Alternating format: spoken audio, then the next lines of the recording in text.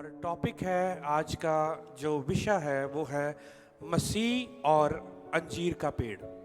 फिर से मैं बोलना चाहता हूँ, मसीह और अंजीर का पेड़, मसाया एंड फिग ट्री। इंग्लिश में बोल रहा हूँ मैं, मसाया एंड फिग ट्री।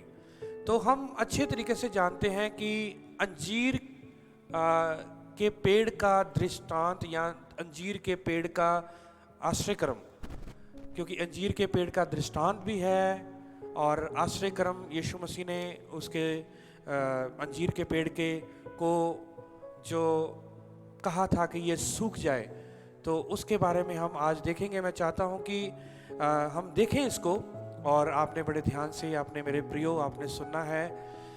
हम सब जानते हैं कि यीशु मसीह की सेवकाई में बहुत सारे मिरेकल्स हुए। During the time of Jesus on this earth there were lot of miracles happened. Yeshu Masih ने बहुत सारे मिरेकल्स को, बहुत सारे आश्रयक्रमों को दिखाया। लंगड़ों को टांगें दी, अंधों को आंखें दी, बहरों को कान दिए, कोढ़ियों को शुद्ध किया और मुर्दों को जिंदा किया। यीशु मसीह ने पानी पर चले।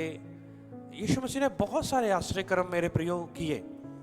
पर ये जो एक अनोखा ही एक आश्रयक्रम, ये जो हम पढ़ते हैं यीशु मसीह के वचन से, और इस आश्रयक्रम में हम देखेंगे कि इसमें क्या हम सीख सकते हैं और क्या ये यीशु मसीह ने जो अंजीर के पेड़ का जो आश्रयक्रम किया, हम मसीही जिंदगी में हम क्या सीख सकते हैं इसके द्वारा।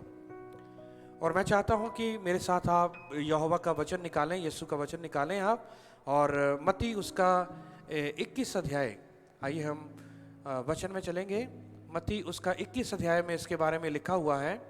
मत्ती उसका 21 अध्याय और उसका 18 वचन से 22 वचन इस प्रकार लिखा है। भोर को जब वह नगर को लौट रहा था तो उसे भूख लगी, और अंजीर का एक पेड़ सड़क के किनारे देखकर वह उसके पास गया और पत्तों को छोड़ उसमें और कुछ ना पाकर उससे कहा, अब से तुझ में फिर कभी फल ना लगे। और अंजीर का पेड़ तुरंत सूख गया।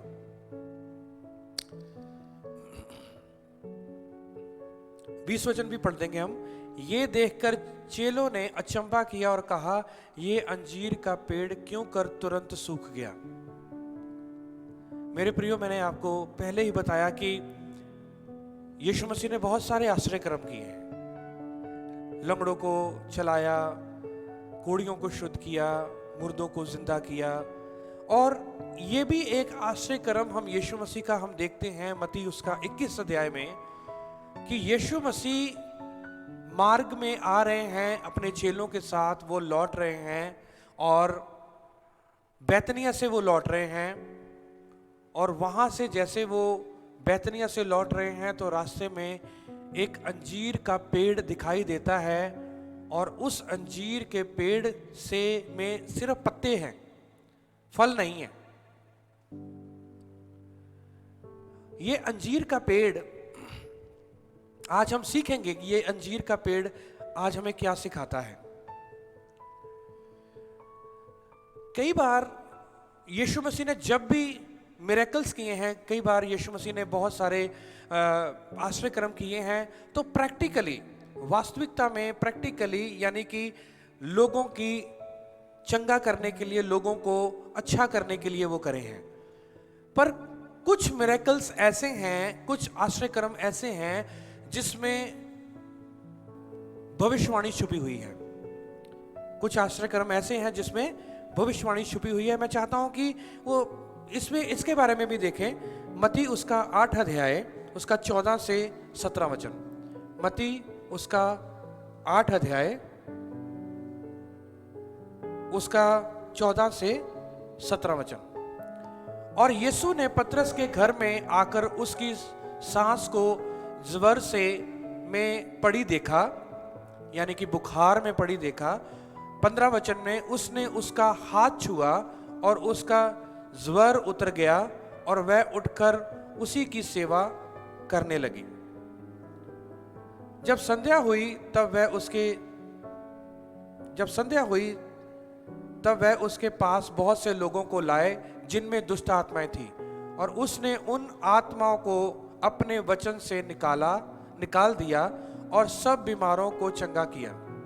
17 वचन मेरे प्रियो ध्यान से, ताकि जो वचन यशाया भविष्यवक्ता के द्वारा कहा गया था वह पूरा हो कि उसने आप हमारी दुर्बलताओं को ले लिया और हमारी बीमारियों को उठा लिया। तो यहां पर हम देखते हैं कि यीशु मसीह ने बहुत सारे आश्चर्य कर्म किए, पर बहुत सारी आश्चर्य कर्मों के साथ यीशु मसीह की आने की भविष्यवाणियां भी पूरी हुई।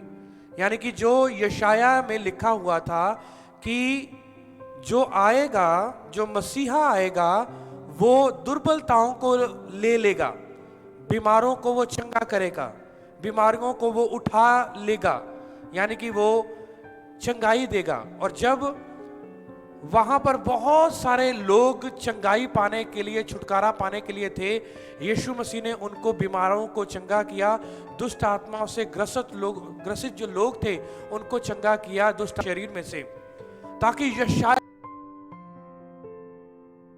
नबी की जो भविष्यवाणी है मेरे प्रियो वो पूरी हो जाए।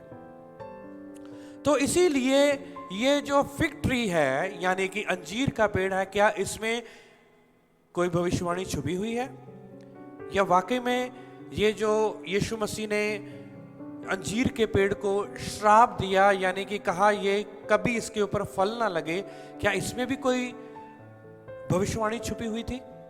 तो आइए हम यहोवा के वचन में और बहुत सारी हम बातों को देखेंगे, क्योंकि ये खास जो मिरेकल है, ये यीशु मसीह ने उस अंजीर के पेड़ को कहा है कि ये सूख जाए। मेरे प्रियो, कई बातों को हम यहां पर सीखेंगे, क्योंकि ये अंजीर का जो पेड़ है, जो हमने अभी मत्ती उसका 21 अध्याय में, मैं चाहता हूं कि एक बार फिर से मत्ती उसका 21 अध्याय को हम खोलेंगे और उसका 18 से 22 वचन जो अभी हमने पढ़ा है, तो 22 वचन में मैं चाहता हूं कि 21 वचन को देखेंगे हम। जब अंजीर के पेड़ की बात हो रही थी, जब चेलों ने देखा कि अचंभा किया कि अंजीर का पेड़ सूख गया, एकदम से सूख गया, तो उसके बाद यीशु मसीह ने उनको क्या कहा, क्योंकि उन्होंने प्रश्न पूछा था कि ये अंजीर का पेड़ क्यों सूख गया।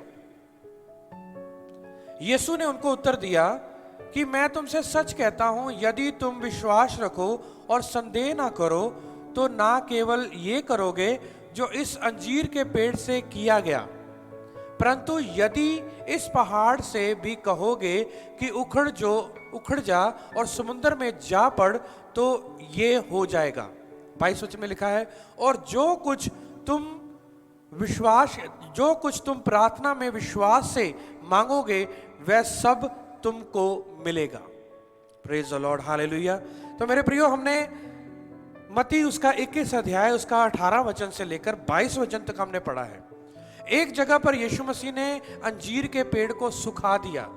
अंजीर के पेड़ के ऊपर फल नहीं था, पत्ते थे पर फल नहीं था। पर यीशु मसीह ने जब उसको सुखा दिया, चेलों ने पूछा और देखा, अचंभा किया कि अंजीर का पेड़ सूख गया। फिर यीशु मसीह ने उनको विश्वास का लेसन दिया। तो क्या आज हमारे लिए इस अध्याय में या इन वर्सेस में हमारे लिए क्या लेसन है? मैं 6 बातें आपके आगे रखूंगा, पर उसमें से 3 बातें मैं आपको बताऊंगा, और 3 बातें तब बताऊंगा जब नेक्स्ट टाइम मुझे फिर से मौका मिलेगा इस पेज पर आने का, इस सेवकाई में वचन को बताने का। और मैं फिर 3 बातें बताऊंगा, क्योंकि बहुत लंबा हो जाएगा, क्योंकि मैं 3 बातें बताऊंगा। सबसे पहले जो है, पेड़ जो फल नहीं देता। सबसे पहली बात, पेड़ जो फल नहीं देता। दूसरी बात है पेड़ जो सूख गया। तीसरी बात है विश्वास का होना। चौथी बात है शक का करना। 5वां है पहाड़ों को हिलाने वाला विश्वास, यानी कि पहाड़ों को हिलाना। छठा जो है, जो प्रार्थना में मांगा विश्वास करना, कोई वो मिल गया। यही हमने 18 वचन से लेकर 22 वचन तक हमने यही देखा है कि ये बातें इसमें आई हैं। पेड़ जिसके ऊपर फ्रूट है ही नहीं है। पहली बात हम देखेंगे, जिसके ऊपर फ्रूट ही नहीं है, वो पेड़ किसकी ओर इशारा करता है? यीशु मसीह ने जब उस अंजीर के पेड़ को श्राप दिया, यानी कि उस अंजीर के पेड़ को सुखा दिया, पर उसके ऊपर फ्रूट नहीं था, पत्ते थे। आज भी मेरे प्रियो बहुत सारे ऐसे लोग हैं, ऐसे सेवकाइयां हैं, ऐसे लोग हैं या ऐसे विश्वासी हैं कि जिनके जीवन में पत्ते तो, हरियाली तो दिखती है, बाहर बाहर से हरियाली तो दिखती है, पर उनके जीवन में फ्रूट नहीं है, उनके जीवन में फल नहीं है। अच्छा पेड़ किसकी ओर इशारा करता है? अच्छा पेड़ उस बात की, उस व्यक्ति की ओर इशारा करता है जो धर्मी है। क्या इसको हम बिब्लिकल या बाइबल में से हम देख सकते हैं कि वो पेड़ कौन सा है जिसको जो धर्मी की ओर इशारा करता है? मैं चाहता हूं कि एक वचन पढ़ेंगे और वो वचन है भजन संहिता और उसका 1 अध्याय और उसका 3 वचन में लिखा है, वह उस वृक्ष के समान है जो बहती नालियों के किनारे लगाया गया और अपनी ऋतु में फल लाता है और जिनके पत्ते कभी मुरझाते नहीं, इसलिए जो कुछ वह पुरुष करे वह सफल होता है। Praise the Lord, hallelujah. मेरे प्रियो, यहां पर हमने पेड़ के बारे में हम देख रहे हैं, वो पेड़ जो बहती नालियों के किनारे पर लगाया गया है, जिसके पत्ते मुरझाते नहीं और जो अपनी ऋतु के अनुसार, अपने मौसम के अनुसार फल देता है, और वो व्यक्ति और उसके कार्य और वो पुरुष, वो हमेशा सफल होगा। अच्छा पेड़ धर्मी जन की ओर इशारा करता है।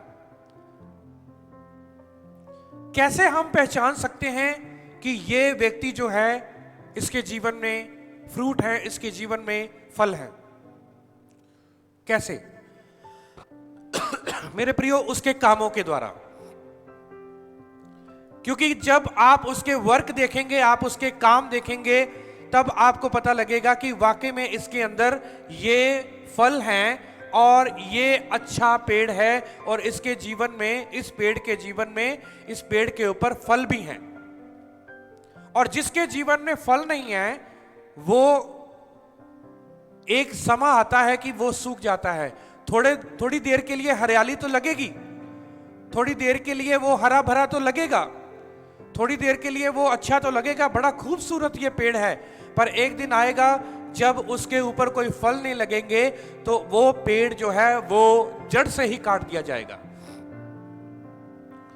हम यहां की उदाहरण लगा लें, इस पृथ्वी की उदाहरण लगाएं एक, कि यदि हमने एक ऑरेंज का पेड़ लगाया है, तो एक साल उसको देखते हैं कि उस पे फल आए, एक साल आ गए फल और वो पेड़ फल दे रहा है, और दूसरे साल भी फल आए, बहुत अच्छा है, वो हमने उसको संभाल करके रखा हुआ है, उसकी देखभाल कर रहे हैं। पर जब उसकी ऋतु आई, जब अगली ऋतु आई, फिर से ऋतु आई फल देने की, अब उसके ऊपर फल नहीं है, तो हम सोच लेते हैं कि कोई बात नहीं, इस बार फल नहीं आए, शायद कोई ना कोई प्रॉब्लम होगी, कोई नहीं, अच्छे से हम इसको पानी देंगे, अच्छे से इसकी देखभाल करेंगे। अगली ऋतु आई, फिर फल नहीं आया, फिर संतरे नहीं लगे, फिर ऑरेंज नहीं लगे, फिर उसकी अगली फिर ऋतु आई, फिर ऑरेंज नहीं। एक दिन तो ऐसा आएगा, फिर मन में आएगा, आपके और मेरे मन में आएगा, यार इस पेड़ ने जगह घेरी हुई है, इस पेड़ को क्या करें, हम काट ही डालें तो अच्छी बात है। मेरे प्रियो, आज बहुत सारे ऐसे लोग हैं जिनके जीवन में फल नहीं है। यीशु मसीह आपके मेरे जीवन से फल चाहते हैं, वो आपके जीवन से, मेरे जीवन से वो कार्य चाहते हैं, क्योंकि हमारे कामों के द्वारा, हमारे फलों के द्वारा हम पहचाने जाएंगे। पर जो सूखा हुआ पेड़ है वो किसकी ओर इशारा करता है? मैं चाहता हूं कि उसके बारे में भी देखें कि जो सूखा हुआ पेड़ है वो किसकी ओर इशारा करता है। आइए हम देखेंगे।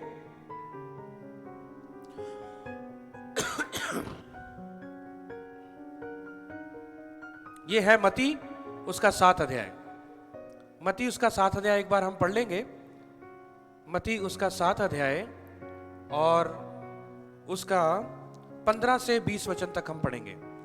लिखा है, झूठे भविष्यवक्ताओं से सावधान रहो। आइए हम इस मुद्दे पर आते हैं, झूठे भविष्यवक्ताओं से सावधान रहो, जो भेड़ों के भेष में तुम्हारे पास आते हैं, परंतु अंतर में फाड़ने वाले भेड़िए हैं। अंदर से वो क्या हैं?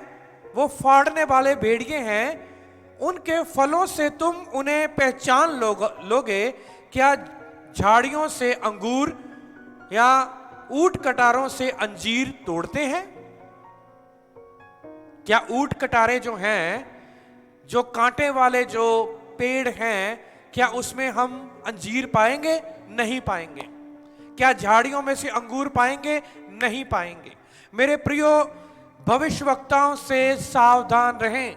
अपने आप को भविष्यवक्ता कहते हैं, प्रॉफिट्स कहते हैं, अपने आप को सेवक कहते हैं, पर यह याद रखना कि यदि वो अपने पाप में, अपने गुनाह में, अपनी गलतियों में, अपने उस फाड़ने वाली बातों में लगातार बन के रहेंगे, तो वो एक दिन जरूर जला दिए जाएंगे, काट दिए जाएंगे। पर जो पेड़ जो है वो फल नहीं देता, जो सदा फल नहीं देता, क्योंकि आपको पता होना चाहिए कि एक उदाहरण है, क्योंकि मालिक ने कहा था, एक विनयार्ड के, एक बगीचे के मालिक ने कहा था, बाग के मालिक ने कहा था कि इसको और हम देखभाल करेंगे, इसके ऊपर और मेहनत करेंगे, क्या पता फल ले ही आए। यानी कि कई लोगों को चांस मिलते हैं, कई लोगों को अपॉर्चुनिटीज मिलती हैं, चांस मिलते हैं, मौके मिलते हैं, ताकि वो अपने उस दुष्ट कर्मों से या उस बातों से वो यीशु मसीह के पास चले आए, वापस आ जाएं और सही डॉक्ट्रिन में आ जाएं, सही शिक्षा में आ जाएं। तो मेरे प्रियो, आज ये अंजीर के पेड़ का दृष्टांत आपको और मुझे ये सिखाता है कि कई ऐसे पेड़ हैं, कई ऐसी बातें हैं जो कि वो हमेशा वो सूखे रहेंगे और वो सूखे पेड़ वो मुझे और आपको वो कुछ नहीं दे सकते, बल्कि वो सूखे जो पेड़ हैं वो औरों को खराब करेंगे। ऐसे बहुत सारे झूठे भविष्यवक्ता हैं जो मत्ती 7 अध्याय उसका 15 और 20 वचन में लिखा, 15 से 20 वचन में लिखा है, और वो पेड़ जो हैं वो जलाने के काम आते हैं। 17 वचन में लिखा है, इस प्रकार हर एक अच्छा पेड़ अच्छा फल लाता है और निकम्मा पेड़ बुरा फल लाता है। 18 वचन में लिखा है, अच्छा पेड़ बुरा फल नहीं ला सकता और ना निकम्मा पेड़ अच्छा फल ला सकता है। 19 में लिखा है, जो जो पेड़ अच्छा फल नहीं लाता वह काटा और आग में डाल दिया जाता है, सो उनके फलों से तुम उन्हें पहचान लोगे। हरियाली लगती है, कई बार पत्ते अच्छे लगते हैं, पर उनमें फ्रूट नहीं है, उनमें जो फल नहीं है। तो यीशु मसीह यही फल जो था, यही फल इज़राइल में देखना चाहते थे, यही फल जो थे वो लोगों में देखना चाहते थे, क्योंकि अंजीर का पेड़ जो है वो इज़राइल की तस्वीर भी है। इज़राइल को भी चांस दिया गया ताकि वो अपने यहोवा के पास, अपने यीशुआ के पास वो वापस आएं।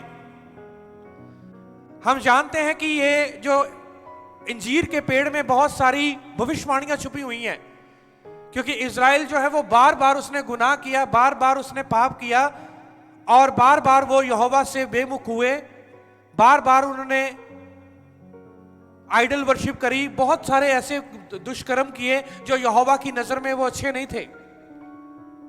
वाचा के संदूक को उन्होंने और देशों में जाने दिया और ऐसे दुष्ट कर्म करने लगे कि जो यहोवा की नजर में अच्छे नहीं थे। तो बार बार उन्होंने पाप किया, पर यहोवा ने बार बार उनको चांस दिया, क्योंकि यहोवा उस बाग का मालिक है और इज़राइल जो है वो एक बगीचे की तरह है, एक अंजीर के पेड़ की तरह है। मेरे प्रियो,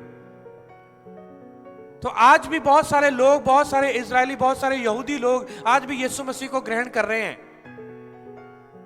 पर जो वापस आ जाते हैं वो पेड़ कहलाते हैं जिनके ऊपर फल आ जाता है। और मैं चाहता हूं कि यदि कोई आप में से, हम में से कोई ऐसा व्यक्ति है जो फ्रूट नहीं ला रहा, जो फल नहीं ला रहा, जो अपने जीवन में बढ़ नहीं रहा, जिसके जीवन में कुछ ऐसी बातें चल रही हैं जो कि सही नहीं है, तो आज मेरे प्रियो, आज हम यीशु मसीह के पास वापस आ जाएं, क्योंकि यीशु मसीह ही एकमात्र मार्ग है जो हमें उस फल लाने में, हमारे जीवन में, हमारे आत्मिक जीवन में उस फल लाने में हमारी सहायता करेंगे, क्योंकि यीशु मसीह से अलग होकर हम कुछ भी नहीं कर सकते। यूहन्ना 15 अध्याय में लिखा है कि मैं अंगूर की बेल हूं मैं, और तुम उसकी डालियां हो। यीशु मसीह ने कहा मैं दाखलता हूं, तुम डालियां हो, और यदि डाली जो है वो उसमें पैवस नहीं रहेगी, उसमें नहीं बनी रहेगी, तो उसको काट दिया जाता है। यानी कि जो फ्रूट नहीं लेकर आएगी, जो फल नहीं लेकर आएगी, क्योंकि उसी अध्याय में लिखा है कि मैंने तुम्हें चुना है, तुमने मुझे नहीं चुना, मैंने तुम्हें इसलिए चुना है ताकि तुम फल लेकर आओ और तुम्हारा फल बना रहे। ये हमारा जो फल है, जो हमारे जीवन में फल जो यहोवा ने डाले हैं, जो हम सेवा में कर रहे हैं, ये फल दिखाई देने चाहिए। तो मेरे प्रियो, सूखा हुआ पेड़ किसकी ओर इशारा है? वो दुष्ट लोगों की और, उन झूठे भविष्यवक्ताओं की ओर जो सुधरते नहीं हैं, जो लोगों को भेड़िए के, लोगों के जीवन में या लोगों की कलीसियों में भेड़िए के तरह वो आते हैं और उनको फाड़ खाते हैं वो। पर अच्छे पेड़ वो हैं, धर्मी लोग, जो बहती हुई नालियों के किनारे लगाए गए हैं। तो मैं चाहता हूं कि आप वो पेड़ बने जो बहती हुई नालियों के किनारे लगाए गए हैं। वो बहती हुई नालियां कौन हैं? वो बहती हुई नालियां और कोई नहीं है, हमारे यीशु मसीह हैं, क्योंकि वही बहती हुई नालियां हैं, बहता हुआ दरिया वही है। दूसरे पेड़ के बारे में जो मैंने आपको बोला कि पेड़ जो सूख गया, वो कौन है? वो लोग हैं जिन्होंने यीशु मसीह को जानते हुए भी कि वो मुक्तिदाता है, वो मसीहा है, पर उनको यीशु मसीह को अपने जीवन में नहीं लिया।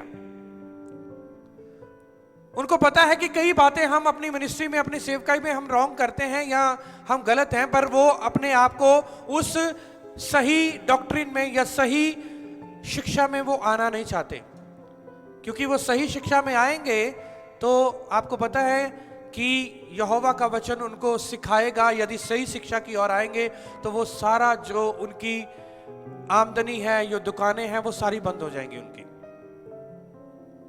तो इसलिए ऐसे प्रॉफिट से, ऐसे भविष्यवक्ताओं से बच के रहना अपने, जो लोगों को फाड़ खाते हैं, जो लोगों को कहते हैं कि आप तभी हमारे पास आए जब आपके पास पैसे होंगे, तभी हम आपके पास साथ खड़े हो सकते हैं यदि आपके पास कुछ है।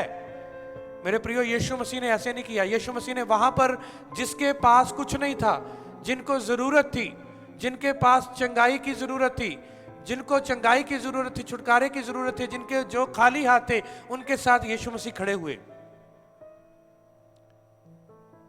तीसरी बात मैं बताना चाहता हूं कि मत्ती उसका 21 अध्याय 18 वचन से 22 वचन तक हमने पढ़ा, उसमें विश्वास की भी बात आई है, विश्वास का होना। तीसरी बात मैं आपको बताना चाहता हूं कि विश्वास का होना, और वो भी हम मत्ती 21 अध्याय को हम एक बार फिर से देखेंगे। मत्ती 21 अध्याय उसका 18 वचन से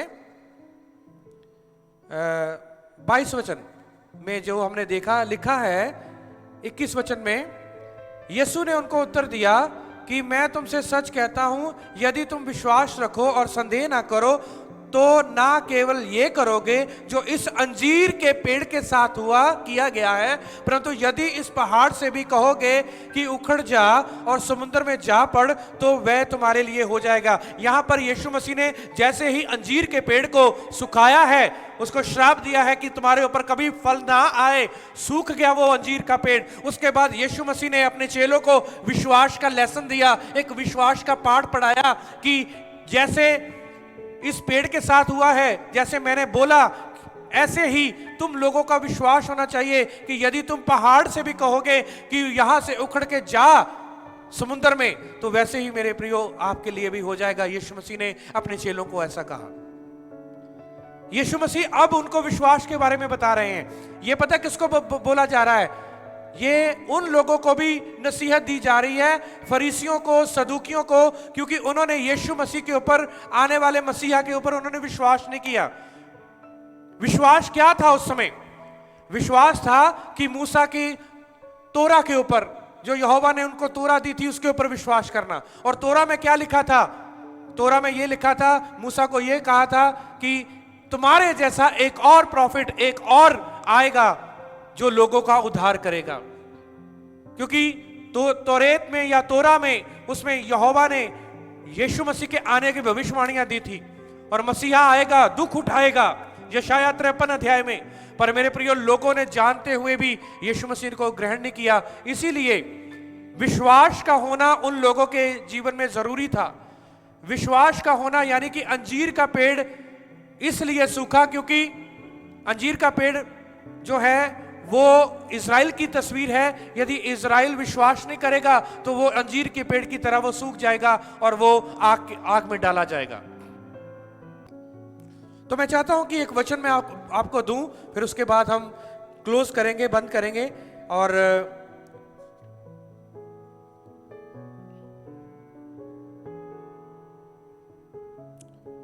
मत्ती उसका 21 अध्याय, मत्ती उसका 21 अध्याय में रहेंगे और उसका 33 वचन में लिखा है, एक और दृष्टांत सुनो। एक गृहस्थ था जिसने दाख की बारी लगाई और उसके चारों ओर बाड़ा बांधा और उसमें रस का कुंड खोदा और गुम्मट बनाया और किसानों को उसका ठेका देकर वो देश में चला गया, दूर देश में चला गया।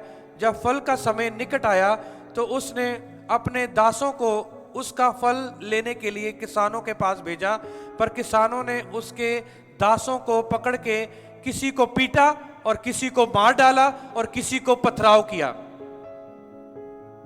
फिर उसने और दासों को भेजा जो पहले से अधिक थे और उन्होंने उनसे भी वैसा ही किया। अंत में उसने अपने पुत्र को उनके पास यह कहकर भेजा कि वह मेरे पुत्र का आदर करेंगे। 38 वचन, परंतु किसानों ने पुत्र को देखकर आपस में कहा, यह तो वारिस है, आओ इसे भी मार डालें और उसको उसकी मिरास ले लें। 39 वचन, और उन्होंने उसे पकड़ा और दाख की बारी से बाहर निकालकर मार डाला। इसलिए जब दाख की बारी का स्वामी आएगा तो उन किसानों के साथ क्या करेगा? मेरे प्रियो, ये किसकी ओर इशारा करता है? आपको पता है कि कितने नबी आए, कितने सेवक आए, सब मारे गए, सबको मार डाला गया। किन्होंने मारा? उन लोगों ने, जो फरीसियों ने, सदूकियों ने, उन लोगों ने मारा उनको।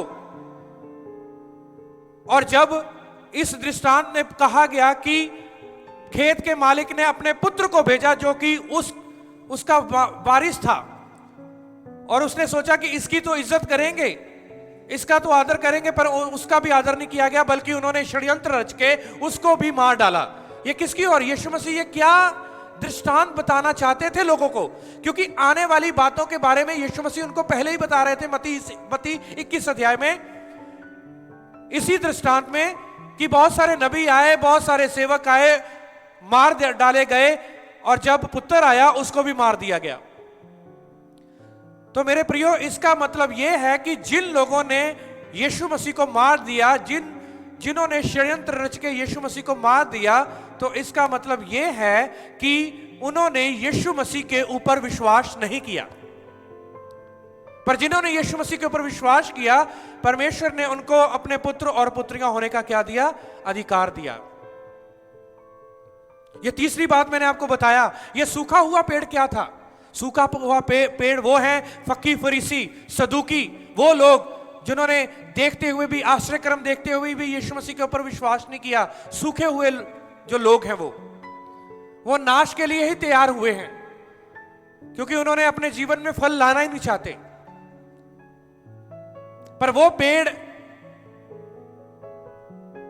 जो अंजीर का पेड़, कोई पेड़ ऐसे भी हैं कि फल नहीं आया, पर जब वो ऋतु आती है तो वो पेड़ फल लेकर आते हैं।